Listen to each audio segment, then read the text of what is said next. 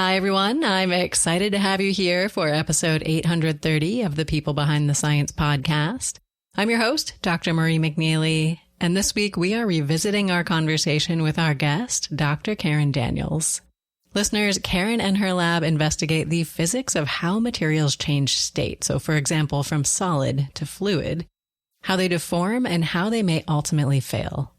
She studies these questions across a variety of length and time scales, from microscopic phenomena that occur in less than a second to shifts in land that occur on geologic timescales and may lead to landslides. And in our interview, Karen shared some wonderful stories about her life in science. So sit back, relax, and enjoy this episode of People Behind the Science. Every day, discoveries are made that will change our understanding of the world around us. Dr. Marie McNeely is here to bring you the brilliant minds who are making these discoveries so they can share their incredible stories and take you on an amazing journey. Welcome to People Behind the Science.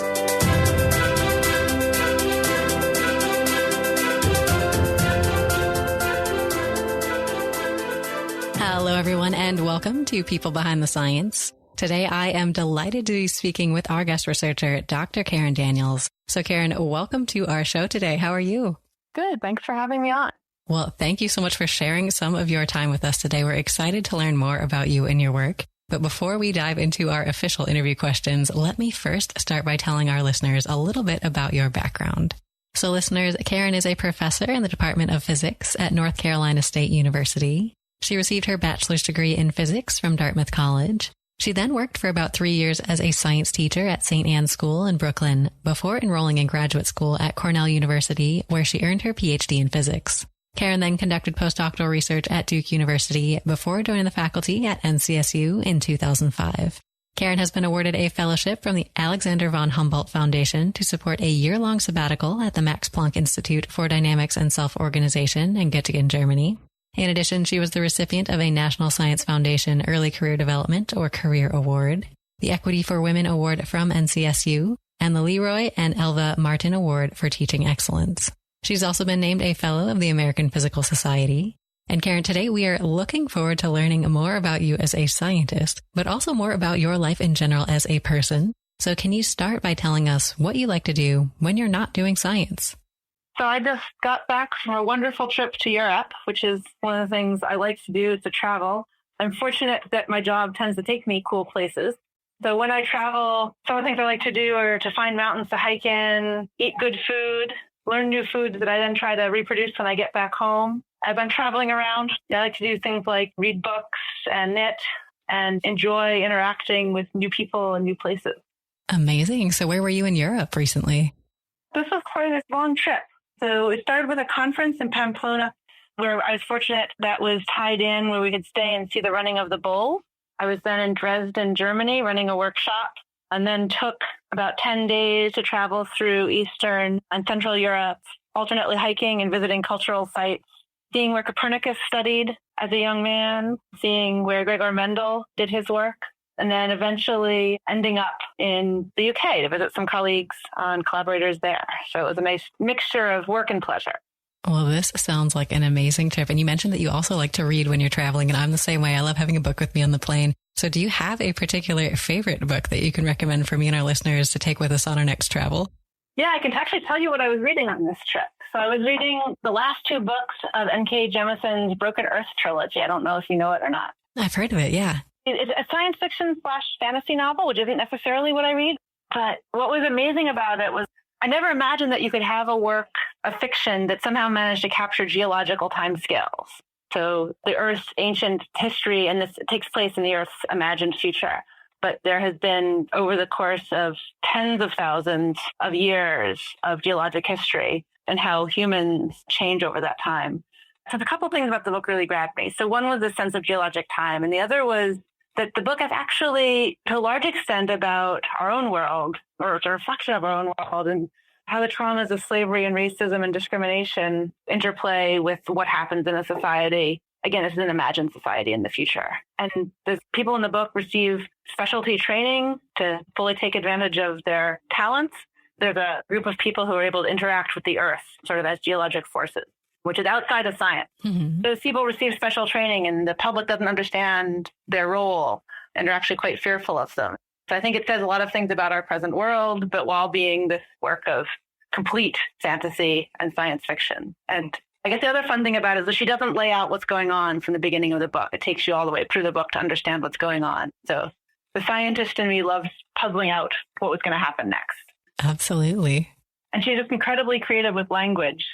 So I enjoy learning new languages and thinking about grammar and stuff. And she creates racial slurs that are just linguistically clever, and her technical jargon is linguistically clever for her imaginary world. So it's absolutely brilliant work. That was my company on this last trip. Well, excellent recommendation. We will put it on our list for our listeners to find there if they are looking for the book to bring with them on their next trip. And Karen, we've talked about life outside of science, but I'd love to talk about your work next. So for people who aren't familiar with your field, how do you describe the work that you do to them? If I meet somebody who I don't know and I don't know what their connection to science is, I usually talk to them about something that we're all familiar with, which is imagine taking a bucket of sand at the beach, and particularly in North Carolina, where everyone goes to the Outer Banks. This is a good one. If you take a bucket of sand, you can pour out the contents and it will look like a fluid flowing out of it. And then once that sand hits the ground, you actually can walk on it again. It turns back into a solid, or at least solid enough to walk on. And a lot of the things that I work on are how and why that happened. What allows these transitions in behavior? The beach has other interesting features. So the shapes of sand dunes or the shapes of underwater ripples, right? How did they get their particular forms? So I think these are things that we all are familiar with. We've all seen, but then the actual science behind them is, of course, a life's work to get figured out. Absolutely. And you study these things kind of on a number of different scales, all the way from molecular all the way to landslides. So can you talk a little bit about the scale of your work? Well, I think one of the things I love about physics is the toolbox. If you understand the forces and the energies and the interaction, you can get to the underlying mechanism. So it turns out it's some of the same tools at work at many different length scales, whether it's an industrial process in, say, a factory, or it's a natural process out in the world. Some of the same physics ideas come into play there. And so I think one of the fun things for me is that I don't get bored because I can keep applying tools and developing new tools on a variety of length and time scales.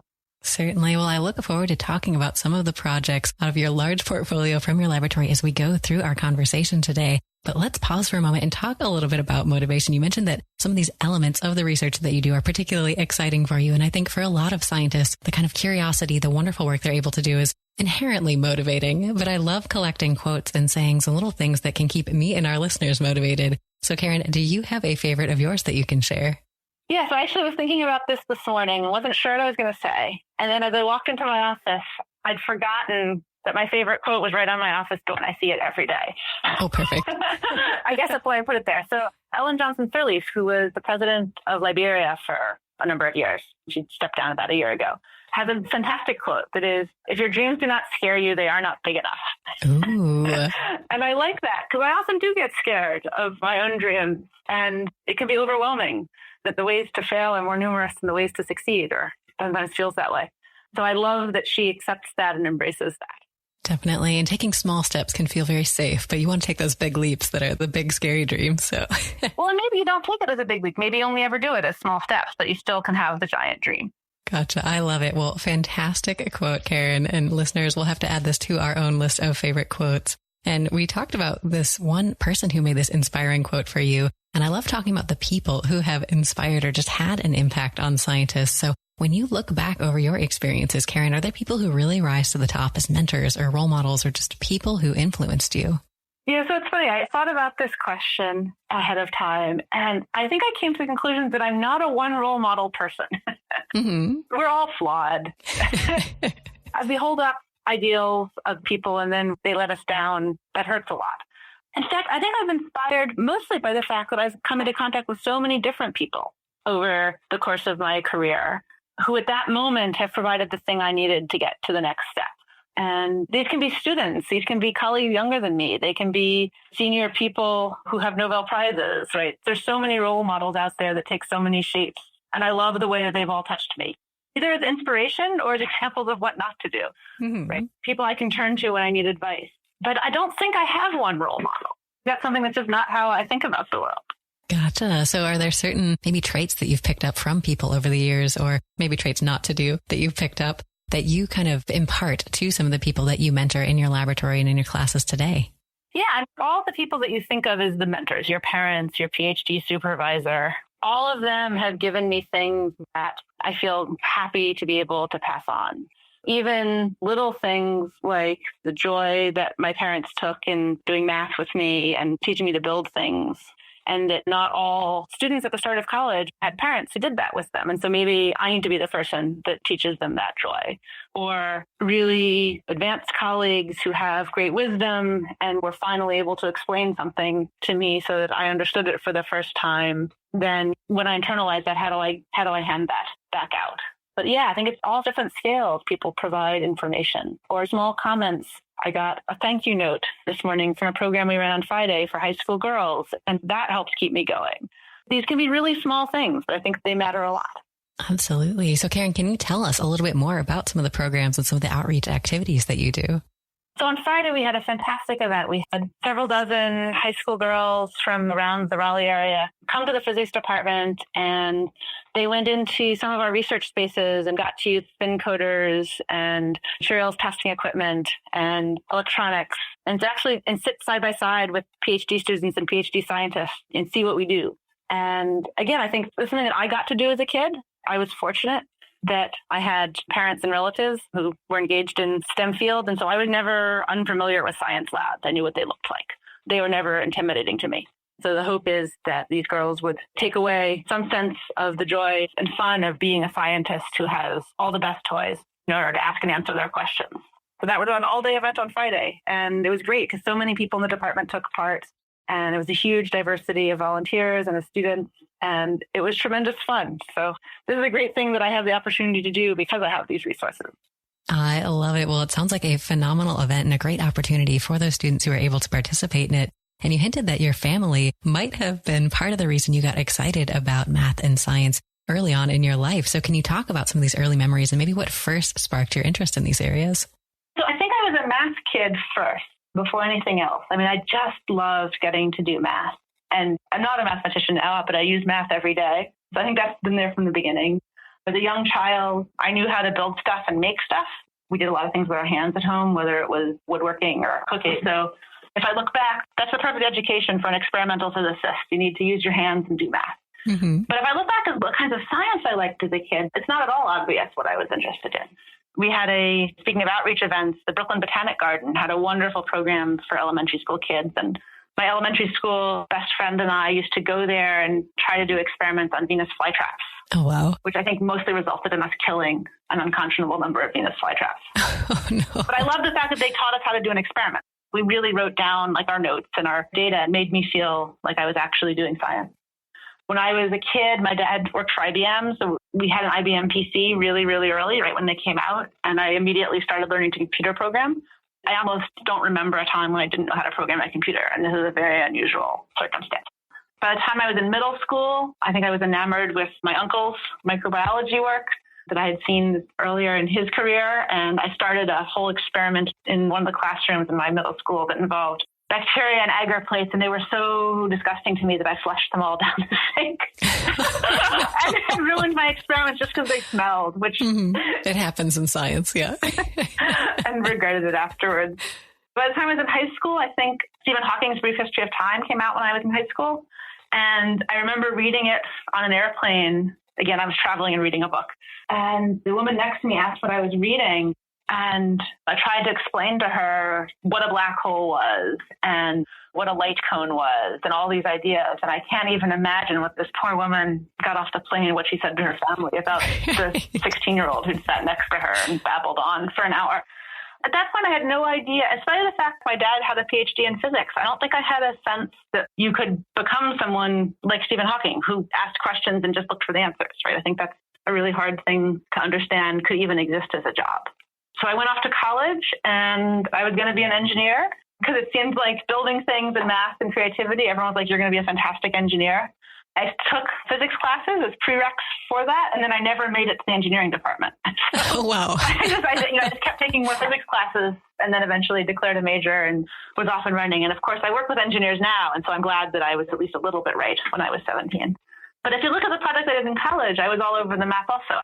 I had a freshman research project. Again, someone was wonderful enough to invite me into their lab. And I was assisting in a very basic way with his research on high temperature superconductors. I was invited to join another research project, and we were working on mathematical modeling, the plasma dynamics of Jupiter's atmosphere.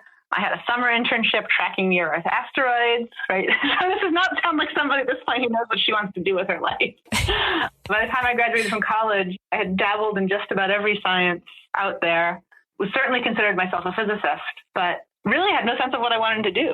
I was uneasy about the idea of going to graduate school. I had an older friend, actually a role model, who had gone to grad school and had left and hadn't enjoyed it. And I think that influenced me greatly. A bit of an imposter syndrome, that if he hadn't succeeded at this, then there was not a great sense that I ought to try it.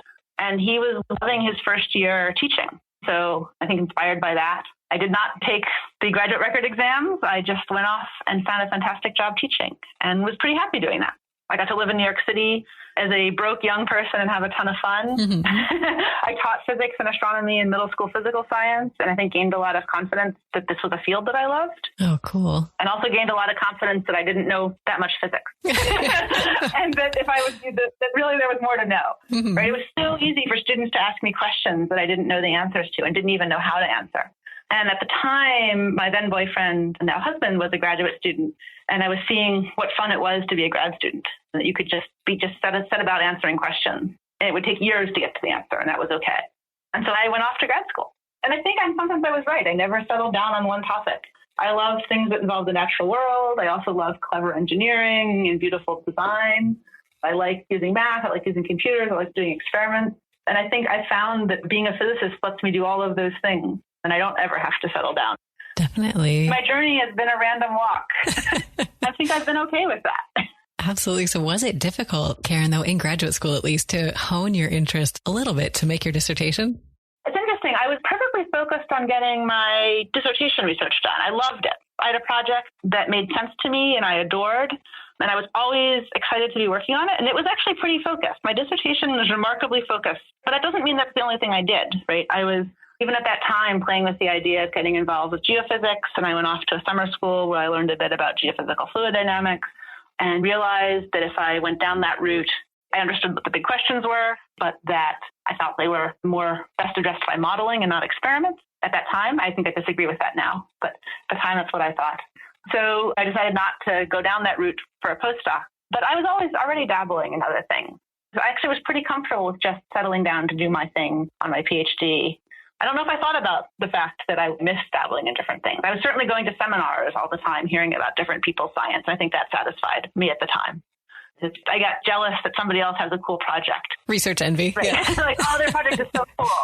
But you quickly realize you can't do all of the projects in all of the world. Mm-hmm. And then just getting to hear about them is the gift of being a scientist. But yeah, it's been fun as I've gotten and matured in my career that I have been able to broaden my interests. But I was pretty settled, actually, as a grad student. I really was, surprisingly. Gotcha. So how did you decide what direction to take your research and your postdoc? So I was looking for a postdoc where I would do more fluid dynamics, which actually isn't what I ended up doing in my postdoc. Mm-hmm. I ended up starting to work on granular materials, which actually I wasn't positive I wanted to work on. I very much wanted to work with the person, Bob Berenger at Duke. And I very much wanted to live in that geographic area because, as we say in academia, it solves the two-body problem. My then partner had started working in the area, and so it solved the problem. It maximized interest and minimized discomfort. And it was someone who I knew whatever was going on in his lab was going to be interesting. There would be interesting people doing interesting things. So I just jumped in and did it and came to love granular materials. It was something I knew nothing about before I started the postdoc. And I think I joined it at a great time. It was sort of just moving from phenomenology and descriptive stuff into much more quantitative studies by physicists. So it turned out to have been a brilliant move. But of course, you never know what the other move would have been.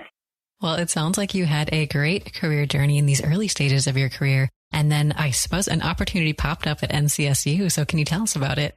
Yeah. So happily, I was able to stay in the Research Triangle area of North Carolina on the long term. It's been a great place to live. There's tons of music and arts and food and fresh tomatoes most of the year. So I was fortunate to get a job offer at NC State and start my own lab, doing my own versions of my own ideas, which was very daunting in the beginning. And now I can't believe how lucky I am to get to do this job. Definitely. And you have so many cool research projects going on in your lab. I don't even know where to start. So I'm going to leave it up to you. Is there one in particular you want to tell us more about today? I think I'll talk a bit about something that seems to be coalescing into a larger view than it was a couple of years ago. So the story of the blind men and the elephant, that you have to end up describing several different parts of the elephant before you realize what you have. Mm-hmm. And one of the things that I've been thinking about for a long time is how disordered materials fail.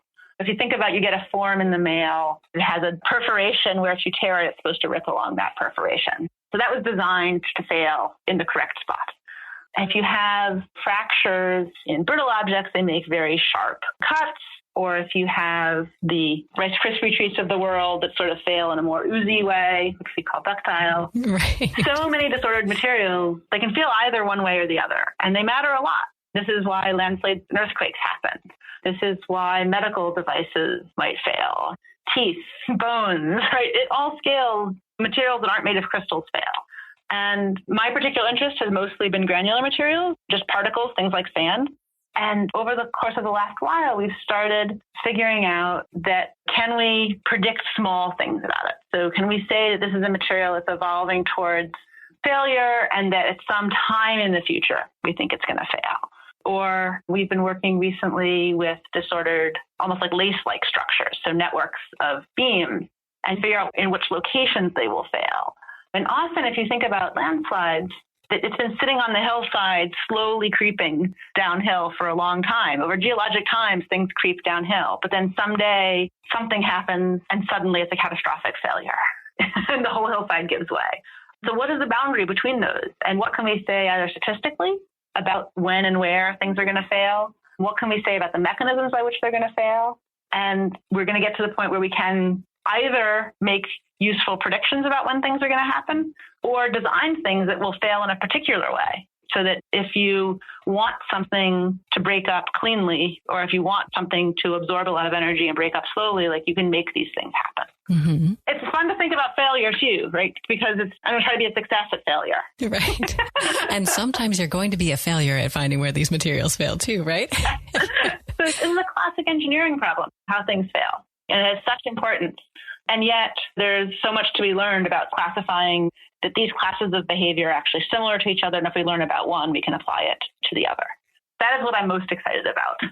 Definitely. Well, Karen, this sounds like a phenomenal series of projects that you have going on in the laboratory. And we mentioned that you can fail in the course of trying to find out when and how these materials fail. And I'd love to talk about some of the challenges and struggles and failures that you've had along the course of your career. So do you have a particular story of failure that you can share with us today? Yeah, so the first year of grad school is very, very hard. I think for everybody, but for physics students, I can speak most in detail about. I mean, I see it with my own students, and I have the trauma of my own first year of grad school gets relived every year as I see students suffer. We're asking students to learn to solve harder mathematical problems than they've ever solved in their lives. And you feel like you won't be able to keep going and be a scientist if you can't get through it. There's a ton at stake. And I'm here, so obviously it wasn't a major failure. But there was a time during my first year of grad classes when I must have looked absolutely terrible. Because as a grad student at Cornell, we were assigned sort of a starter committee. So 3 people were assigned to sort of be your mentors. Mm-hmm. And you were supposed to go ask them questions if you needed help. And one of my assigned mentors was David Lee, who had recently gotten a Nobel Prize in physics. Oh, wow. And he saw me walking in the hallway, presumably looking awful, and said, how are things going? Mm-hmm. And I was basically like, terribly. Holding back tears, yeah. Which is what he must have known that was the answer. Mm-hmm. I was like, I'm staying up really late to do all these problem sets. I have trouble making it through them. I'm concerned that when I took 3 years off from the academic path and was having this great experience teaching, that I forgot how to do higher level math. I was just slow to integrate things, and integrating by parts and stuff that had used to come easily to me no longer did. I hadn't done it for a couple of years. And it wasn't clear how I was going to make it through. And his words to me were so important. He says, I know just what you mean.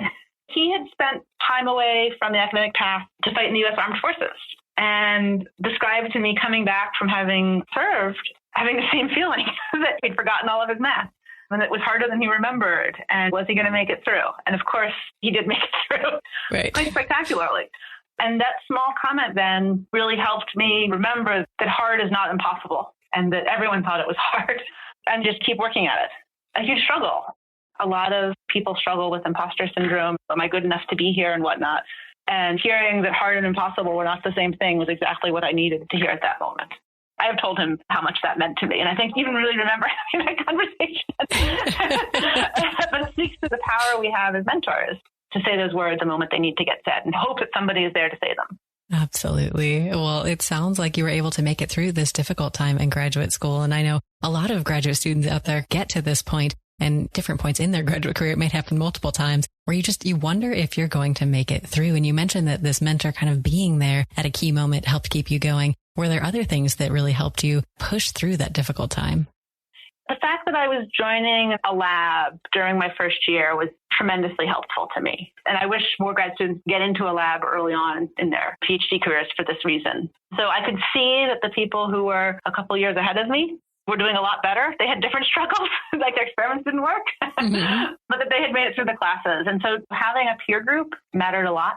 And realizing that stuff got going in the lab, those questions were grabbing me.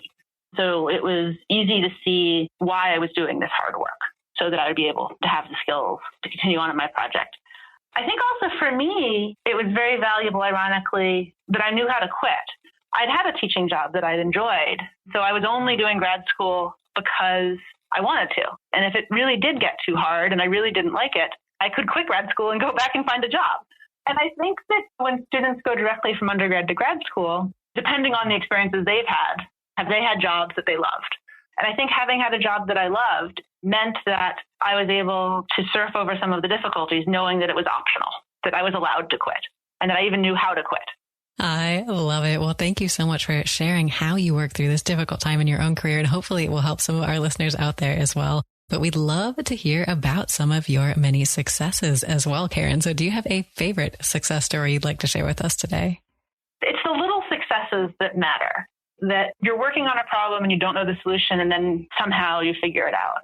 I play cello in a community orchestra, and there was a thorny theoretical problem that I'd sort of been mulling over and didn't know the answer to. And of course, during some long rest, probably a trombone solo or something, I figured out what the answer was. And then I'm like pulling a piece of music off the stand to jot down before I forget. I know how to do that now. It feels so good because it's like something that was hard. Suddenly you had clarity.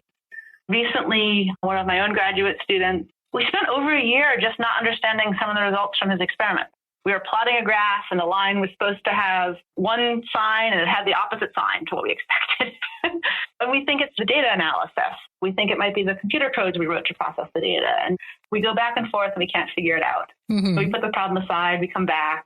And eventually it turns out that it was a really simple, mundane explanation, right? That the gel sample we were using swelled when we put it in a particular fluid, and that completely swamped the effect we were looking for.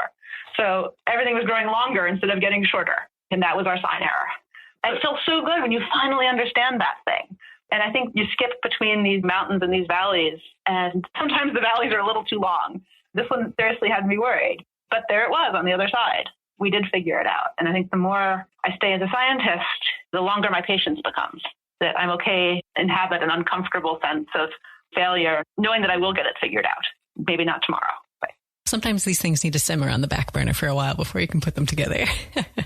Well, it sounds like you've had some great successes. And I think you're absolutely right. These aha moments where kind of everything snaps into place are sort of fuel for scientists to get them more invigorated and excited about the work that they're doing and to get them through some of the valleys sometimes.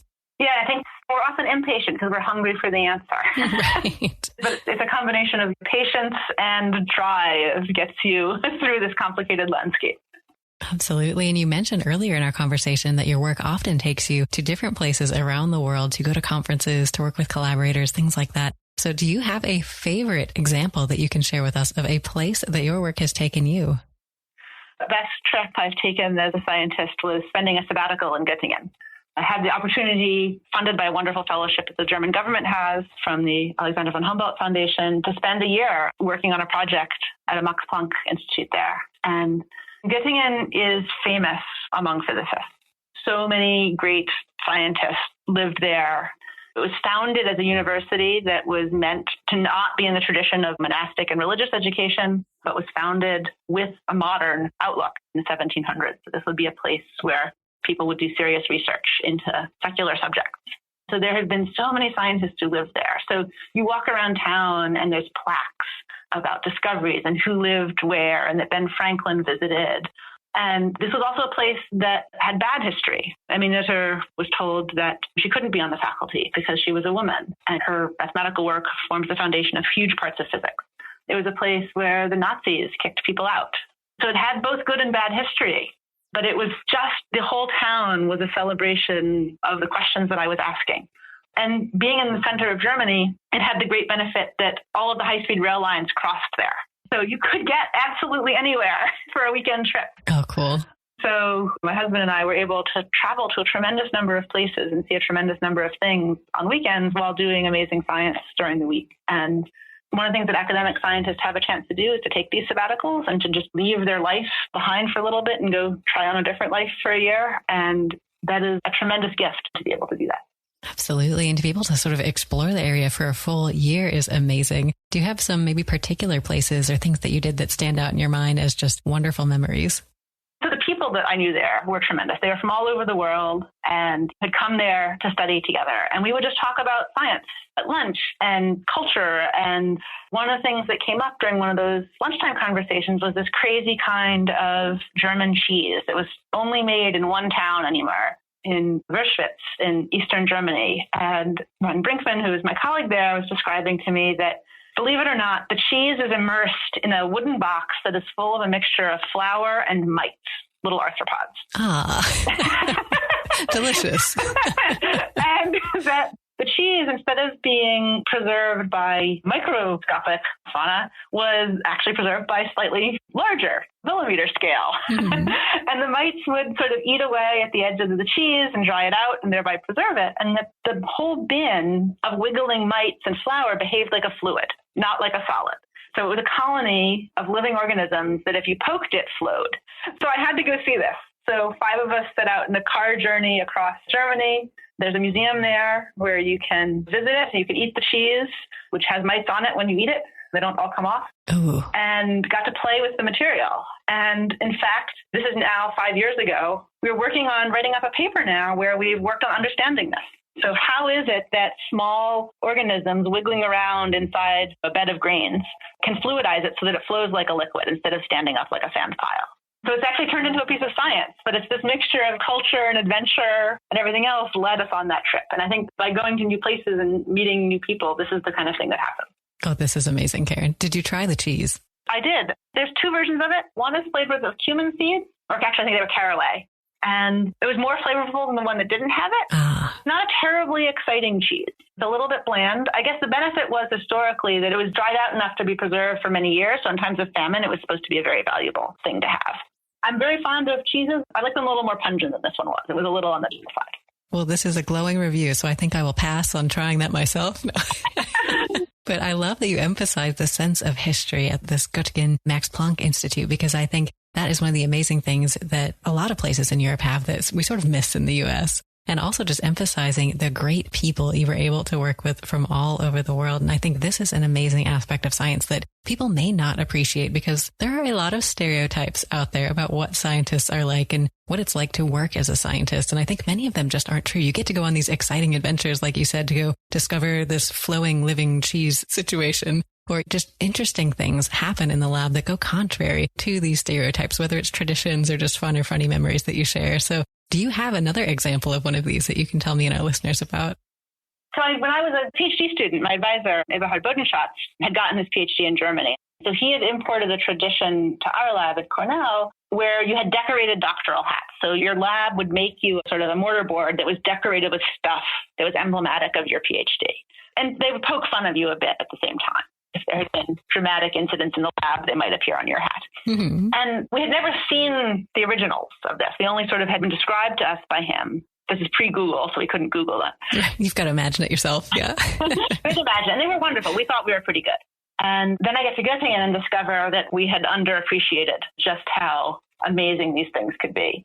So the hats in Göttingen that the doctoral students wore for their celebration sometimes had working versions of their apparatus on top of the hat, like an entire pump fluidizing a bed of granular material, including a laser to particle track. That's remarkable. And so these things were like mounted on bike helmets so they could be strapped on. Mm-hmm. And the students in the lab would spend a week or more preparing the hat for their friend as like a send-off. Oh, wow. This takes it way beyond puffy paint and pipe cleaners. Yeah. Way beyond puffy paint and pipe cleaners to extravaganzas that weighed 10 pounds. Oh, wow. But all of this, whether it was the small version or the large version, to celebrate the end of a PhD is a wonderful thing because it's a ton of work and it's a huge accomplishment. And bringing creativity and whimsy and joy to that, I think, is extremely important because there will have been painful parts of it to everybody. So ending on a high note, this gift from your lab, I think, is a wonderful way to do that. I don't do it in my own lab. We have other traditions. We actually go out and graffiti the free expression tunnel on campus. So we have a passageway on campus that you're allowed to graffiti to your heart's content. So our lab goes out and decorates that for students. But I think finding these outlets is really important. Yeah. I was going to say, do you decorate it with graffiti that's related to the science of the person in the dissertation? So usually it's some version of their experiment onto the wall. Ah, that is amazing. So are you an artist? I would love it if I were. I have a great aficionado of excellent art and design, and I get a C+ when I try it myself. Gotcha. My solution is to cover it in glitter. So I'm on the low end of spectrum of artistic, I'd say. I recognize it. And I actually think the art comes through. I mean, some of my work, the experiments make beautiful pictures. And I love that because then I was able to make beautiful art just by using physics. And I didn't have to figure out how to actually draw it myself, which I tend to fail at. I'm much better at making art with science than making art with my hands. And a lot of the photos and the videos on your website are quite beautiful, and particularly some of these photoelastic materials and particles that you're working with. So can you tell our listeners a little bit about that and maybe help them envision what this might look like? Yeah, so I think it's probably a good idea to visit my website to see the pictures because picture is worth more than 1,000 words here. Mm-hmm. But we take advantage of the fact that plastic materials have a property called birefringence, which means they rotate the polarization of light when they're under stress. So by viewing these materials through polarized light, you can actually visualize where the stress is. So we're basically spying on the materials and identifying their internal state in a non-invasive way. And the fact is that when you do that, you get beautiful colors. You get long chain-like structures that look like the most exotic form of lace you've ever seen. And they shift over time. As you apply stresses to the material and as you agitate it, they'll move around. And so it's like watching laser light show, except it's made by the particles themselves. One of the reasons I love working with the materials is that they have these beautiful artistic properties. The other reason is that because we can spy on their internal stress states, we can get unprecedented data out of them. So the fact that those two go together for me is the holy grail. Being able to do both at once makes me very happy. Absolutely. Listeners, you definitely have to check out some of these videos. They're amazing. And Karen, we appreciate you sharing so much about your experiences, your current research, and your life with us today. And we'd love for you to share with us one more thing, and that is some advice. So when you look back over your experiences, is there one piece of advice that somebody gave you at one point that really helped you that you can pass on to our listeners today? I don't think there is one piece of advice because everybody's circumstances are so weird and different and special and a product of where they came from and where they're trying to go. So I guess the biggest piece of advice that I would give is try to think about where you've been and where you're going. Think about that map and try to chart out ways that you'll be able to get through it, but then be open to side paths that you didn't know existed, because some of my side paths have been the best path. And the other great thing is that the advice is going to come from strange corners and the successes are going to come in strange places. So to be open to trying to make great things happen and then letting weirder things happen if that's what happens. That's not a huge, deep piece of advice, I don't think. I think it's useful, though. It's the same advice you give for life, that you need to chart a path. And thinking about charting that path is probably wise. Absolutely. And I think many scientists out there we're sort of planners, right, at heart. And so making that path, but maintaining that flexibility, I think is such an important point because you're absolutely right. These side paths come up, these different opportunities that you might not have expected, but are great opportunities for you to explore. You have to keep an open mind to be ready to pounce on those as they arise. Yeah, so maybe it's a matter of making your own luck, that with a little bit of planning, you can put yourself in a fortuitous circumstance where that is possible. It's not always possible, but keeping your eye out for it is a good idea.